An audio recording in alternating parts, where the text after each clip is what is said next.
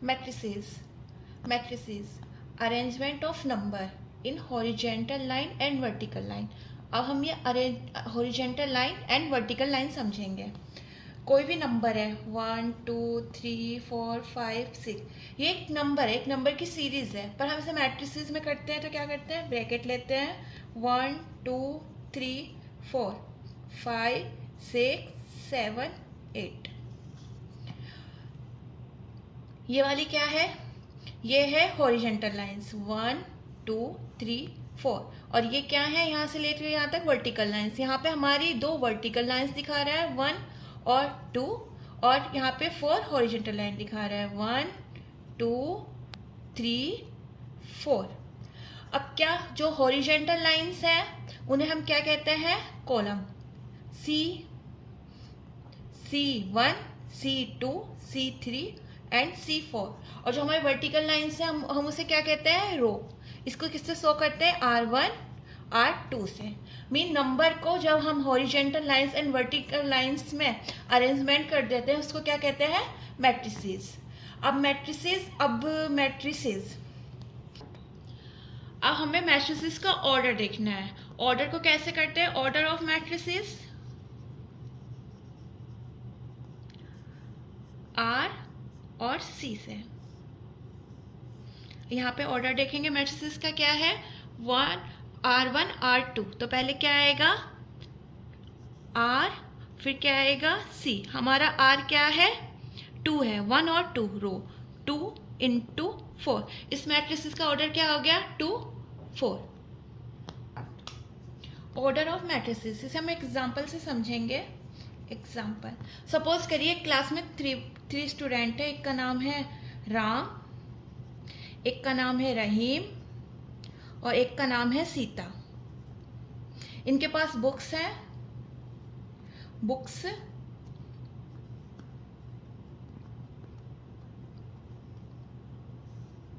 इनके पास बुक है किसकी, एक के पास मैथ्स,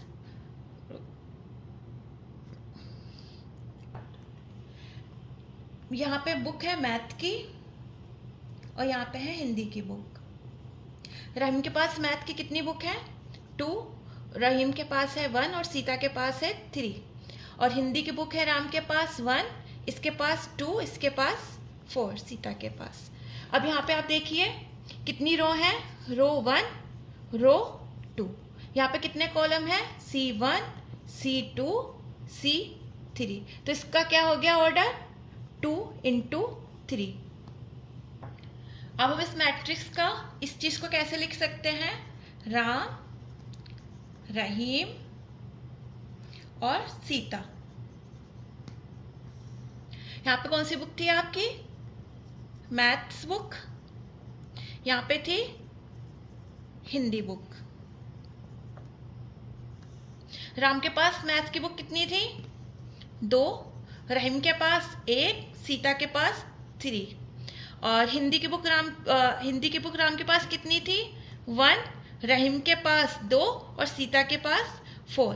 यहाँ पे देखिए क्या है आपके पास, रो 1 रो 2 एंड रो 3, कॉलम C1 और C2.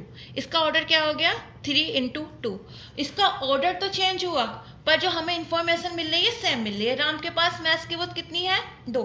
राम के पास मैथ्स की बुक कितनी है, 2. सीता के पास हिंदी की बुक कितनी है, 4.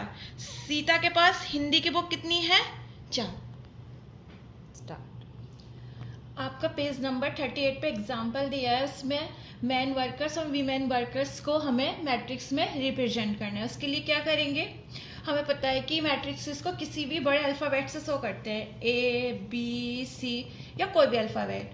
तो सबसे पहले हम इसमें क्या देखेंगे, हमने यहाँ पे A लिखा. हमें पता है मैट्रिक्स के लिए कॉलम यूज़ करते हैं.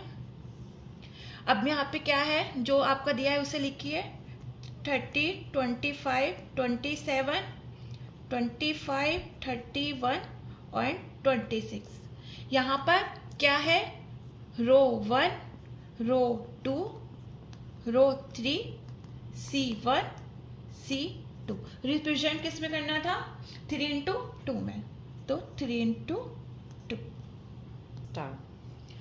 Example number 2 page number 39. ये हमसे कह रहा है if a matrix has 8 elements what are the possible orders. हम इसके पॉसिबल ऑर्डर फाइंड करने हैं। 8 एलिमेंट्स दिए हैं, 8 एलिमेंट्स, तो क्या करेंगे, फर्स्ट ऑर्डर क्या हो सकता है इसको लिखने की पॉसिबिलिटी, 1 2 3 4 5 6 7 8। अब यहाँ पे हम काउंट करेंगे, रो 1, रो 2, रो 3, रो 4, रो 5, रो 6, रो 7, रो 8 और कॉलम कितना है C1। हमें पता है क्या होता है row into column, mean 8 into 1। First order हो गया हमारा 8 इंटू 1। सेकेंड ऑर्डर हम ऐसे लिख सकते हैं 1 2 3 4 5 6 7 8। यहाँ पे रो 1 है और हमारे कॉलम कितने हैं C1 C2 C3 C4 C5 C6 C7 C8। कितने हो गए, रो पहले आएगा 1 इंटू 8। सेकेंड पॉसिबिलिटी क्या, थर्ड पॉसिबिलिटी क्या होगी, 1 2 3 4 5 6 7 8। कॉलम कितने C1 C2, रो कितनी R1 R2 R3 R4। Order क्या होता है रो इंटू कॉलम, रो कितनी है 4 इंटू 2 एंड लास्ट वन क्या होगा 1 2 3 4 5 6 7 8। C1 C2 C3 C4 R1 R2। Order क्या होता है column into rho into column, 2 into 4।